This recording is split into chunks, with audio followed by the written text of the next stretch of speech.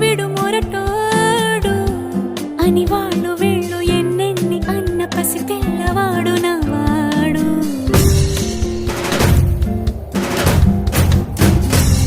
విడు ముండోడు అని ఊరు వాడ అనుకున్న గాని మహారాజు నాకు నవాడు.